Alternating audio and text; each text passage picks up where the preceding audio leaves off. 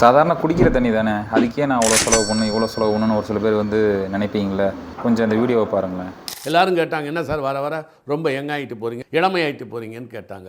அதுக்கு காரணமே pH 7 water. அதுதான் நான் 12 வருஷமாக குடிச்சிட்ருக்கேன். Human body is made of 70% water. So water வந்து ஒரு யூனிவர்சல் சால்வெண்ட்டுங்க சார். ஆக்டிவ் ஹைட்ரஜன் மாலிகுலர்னு சொல்லிட்டு அது வந்து ஒரு கேரக்டருங்க சார்.